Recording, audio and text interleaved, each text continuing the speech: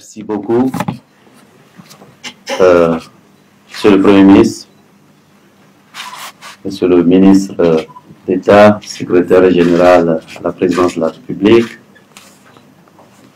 Et si vous me permettez, chers aînés qui êtes dans la salle, le personnel, les laboureurs de cette grande maison qui devrait être la maison mère des administrations tchadiennes, qu'est la primature de la République.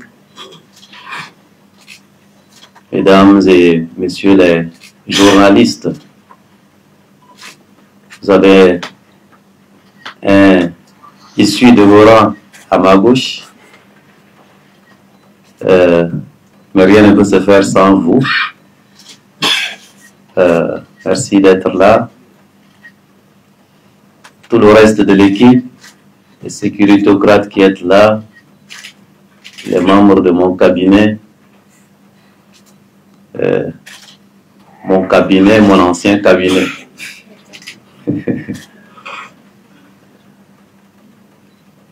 Je voudrais, j'espère ne pas causer une sorte d'entorse aux exigences de protocolaires.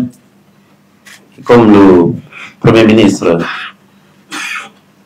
Kebzabo a été, je dirais, plus éloquent sur la question, je voudrais vous demander qu'ensemble, pour la mémoire de tous ceux qui sont tombés, civils ou militaires, pas seulement le 20 octobre, mais avril déjà 2021, en commençant par le maréchal lui-même, les civils, les armées de part et d'autre qui sont tombés. Je crois que personne parmi nous ici ne peut distinguer lequel des sangs est de quel camp. Je crois que c'était le sang des Tchadiens. Je voudrais vous demander que nous observions ensemble une minute de silence en nous levant. Merci beaucoup. Rendre grâce à Dieu, la gloire pour toutes choses. Nous sommes un peuple dans un pays qui se veut laïque, au service des croyants et des non-croyants, mais nous sommes un peuple majoritairement de croyants, au point où dans l'hymne de notre pays, les mères et les pères fondateurs ont eu la bienveillance de mettre que Dieu te prenne en garde. C'est devenu une formule comme une formule devenue pratiquement patrimoine.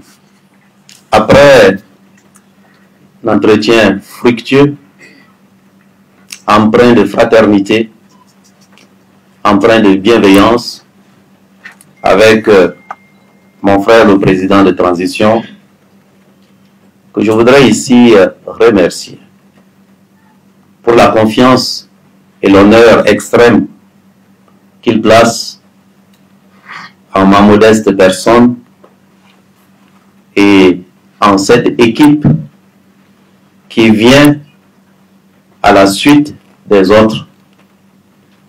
Eh bien, j'ai eu le bonheur d'accepter de diriger ce gouvernement de la République pour être l'écho et serviteur parmi les autres serviteurs, et ils sont nombreux et vous êtes nombreux et nombreuses autour de cette table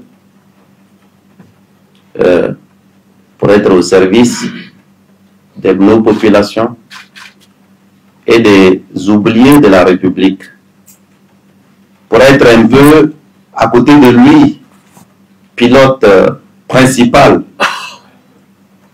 une sorte de copilote, pour que lui, le pilote principal, les copilotes et les passagers, tous, en tant que peuple, nous fassions atterrir cette transition en douceur à ce que j'appelle l'aéroport de la démocratie d'un Tchad réconcilié dans la justice, l'égalité, la diversité qui est la force de ce peuple, la sécurité sans laquelle nous ne pouvons absolument rien faire, et la dignité que chaque Tchadien et Tchadienne est en droit d'attendre. Vous le savez, la répétition pour sa pédagogie, je ne suis ni un messie, je ne suis ni un prophète, mais un Tchadien ordinaire. Aujourd'hui, avoir l'honneur d'être à la tête d'une équipe de Tchadiens et de Tchadiennes ordinaires qui ont décidé simplement de retrousser les manches pour s'inspirer de ce que les aînés, et ils sont quelques-uns là, ici autour de la table, ont fait de bien, et d'y ajouter les éléments, et le Premier ministre l'a dit, de modernité peut-être, donc d'accélération, d'efficacité, afin qu'en retroussant ainsi les manches, nous puissions servir un peuple au destin extraordinaire, voulu par Dieu, parce que Dieu a voulu que nous soyons berceau de l'humanité. Dieu a voulu même que le Tchad soit l'épicentre et le centre géographique de l'Afrique. Ceci n'est pas notre volonté. Mais ce que nous pouvons faire de ces éléments extraordinaires que Dieu nous a donnés, grâce aux hommes ordinaires et aux femmes ordinaires que nous sommes, dépend donc de notre volonté commune. Je voudrais simplement dire ensemble, retroussons donc les manches dans les 1 284 000 km² et peut-être agitons-y les ailes du rayonnement de notre pays qui se trouve au niveau de la diaspora pour travailler à organiser les meilleures élections de l'histoire de notre pays afin que le peuple tchadien choisisse démocratiquement et sans influence extérieure, exogène, ses dirigeants serviteurs qui apporteront des solutions de dignité à ces problèmes cumulés qui sont connus et dont les solutions existent et nécessitent que toutes les intelligences soient autour de la table. Que Dieu prenne en garde notre peuple et tous nos frères d'ailleurs et amis du Tchad qui vivent ici, qui vivent nos réalités aussi. Si on est piqué par les moustiques, ils le sont aussi. S'il n'y a pas d'électricité, ils le vivent aussi. S'il n'y a pas de route, ils ont aussi des problèmes. Donc, ils partagent nos réalités. Et c'est valable pour les partenaires aussi. Et donc, aider les Tchadiens à résoudre leurs problèmes, c'est aussi eux-mêmes s'aider d'une certaine manière. Et donc, allez, Sohel Mounigon, que Dieu nous aide et que nous puissions ainsi progresser ensemble. Je voudrais donc rendre un vibrant hommage en vous demandant d'applaudir pour le Premier ministre sortant.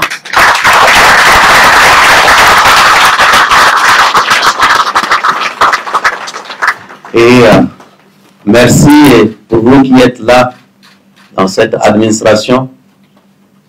Nous ne sommes pas venus pour faire une chasse à l'homme ici.